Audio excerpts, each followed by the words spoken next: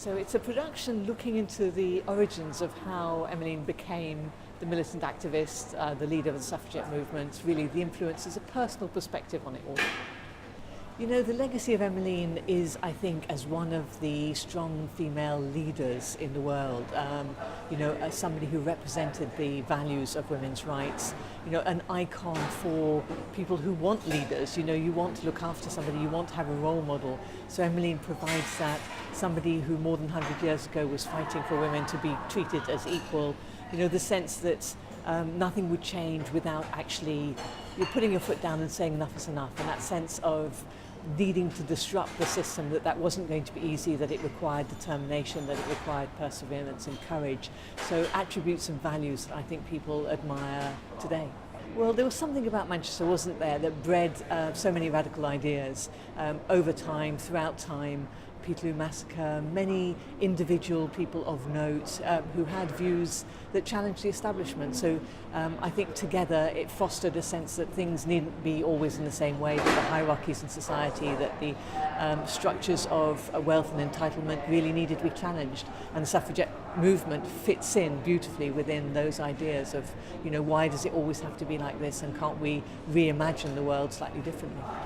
So I'm often asked, how far have we got, and usually I'm asked to give an answer in just a few sentences, and I got slightly tired of having to do that, so I've written a whole book on the issue, and it's called Deeds Not Words, The Story of Women's Rights Then and Now, and I've looked in detail at the different aspects of women's lives, and what comes out of that is a sense of a lot of continuity and a sense of a lot of progress. So both, for every issue you could see progress and you could see areas where really not much has changed, but I think fundamentally it's the area around violence against women and the issues around social norms that perpetuate inequality that remain. So that is the responsibility of all of us. We can all do things slightly differently to challenge inequality where we see it. It's not about a single act anymore. It's not about a law. It's not about the responsibility of others. It's about all of our responsibility to say, you know what, it doesn't have to be like this, and we can all be more generous with each other, and the result is a greater equality and a greater power for everybody.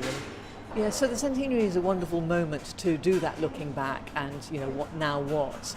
And 100 years on, we can do that assessment of how far we've got. And it's quite interesting that there are moments in time which actually shape things quite significantly, and clearly the lead up to 1918, the suffragette movement, was one pivotal moment. You could say that the women's liberation movement 50 years later was another pivotal moment, and I think everybody is saying now is a pivotal moment. Right now, 2018, Me Too, Time's Up, gender pay gap reporting, there's something in the air, there's something that's happening that feels actually rather similar to those other forms of resistance of the past, but that are significantly moving us forward. So it's not just the centenary year, it's very much a year in and of itself which will be important, which we will remember down the line.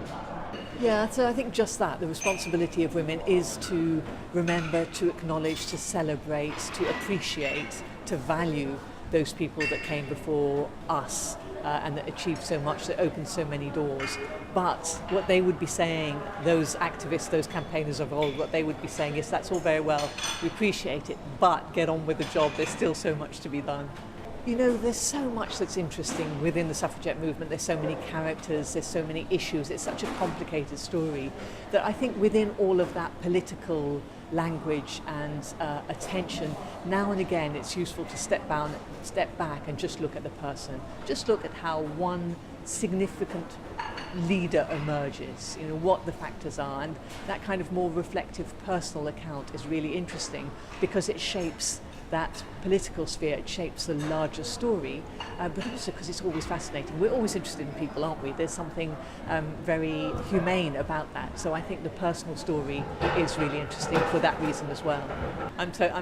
Just beyond proud. It's just wonderful to have that surname. Obviously, I've kept it not just because I'm proud of the surname, but I'm proud of the values and the issues, and that means, keeping on to women's legacy, changing our surnames, women changing their surnames is part of that assumption that it's male's lineage and male's name that is important. I don't believe that.